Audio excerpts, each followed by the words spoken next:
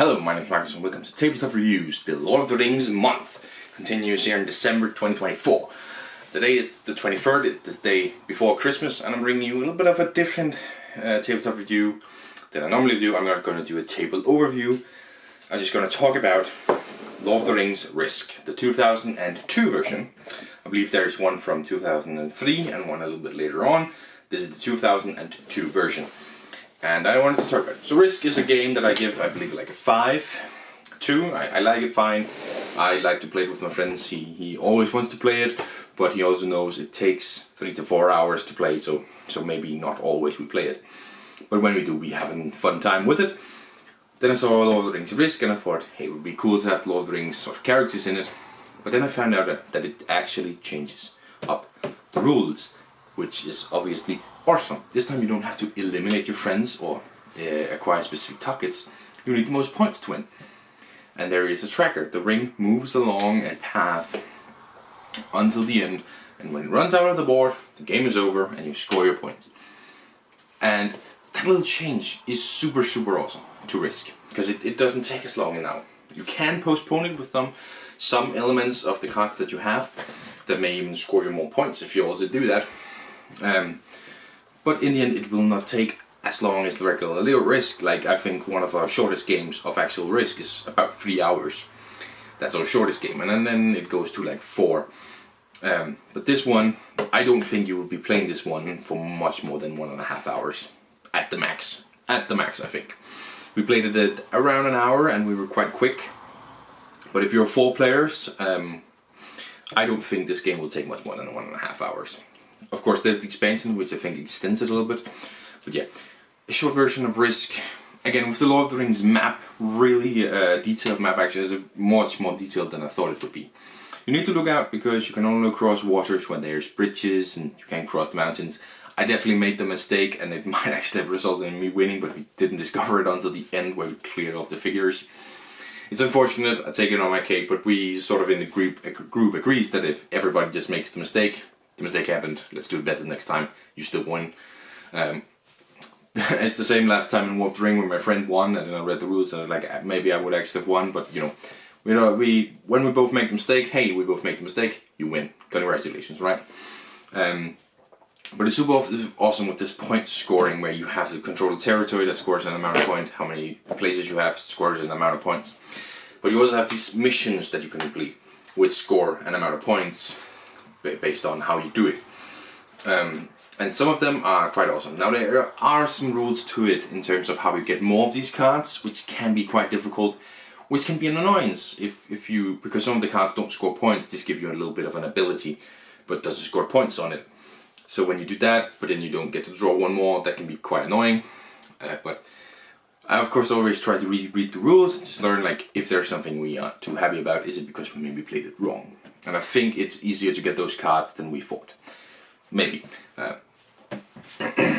course, the combat system and the way you move is still sort of the same. You say you want to attack into a region, you roll dice based on it. The defending side has two dice at a maximum, you have 3 dice at a maximum. If it's and then you just compare. Defending side has the upper hand. Works super fine as it should be. You still get draw up the cards. This time there's not the same symbols on it. It's equals, and this one I will actually check because I can't remember.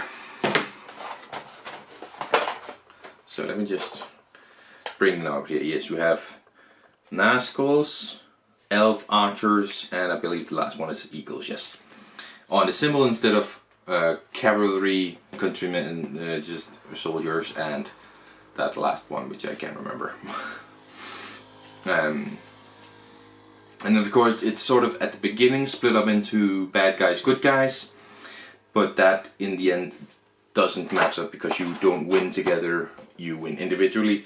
I think in a 4-player game maybe you could make a teamwork rule where you win as a team, so you sort of need to try and help your friend, and maybe you can use your friend's territory to maneuver through, but you can't combine armies. I mean, there is something for a sort of a team versus team rule set, definitely. But this thing where it's everybody against everybody also works. Not quite with the theme, of course. It is a little bit weird to have the orcs go up against the orcs. or elves attacking the men. Doesn't, you know, then there's a thematical disconnect. So it could be interesting to try doing a team thing, 2 versus 2 with the expansion. Maybe it could be 3 versus 3. It could be an interesting thing, and then you can maneuver with each other's maybe. There's definitely room for some kind of a little homebrew team battle version of this one, more than in regular Risk. But you can still sort of make alliances back and forth, of course. But it's only in the setup that the team thing matters. But it's a massive improvement on Risk, both because the theme is of course awesome, the map is awesome. It's actually pretty deep dive. It's not the full map, it's like a section of the map. I think the expansion adds down to Gondor and Mordor, but this one cuts a little bit before that, which is cool. I really want that expansion though. But it does a lot of awesome things, this game, to add to Risk. As I said, the point scoring system, the extra mission cards that you can complete multiple of, the way that you can see when the game ends. Like sometimes it might just be all of a sudden end. In this one, you see the ring moving, and you know that it goes quite fast. So really just awesome improvements to the game of Risk, which is already a pretty decent game.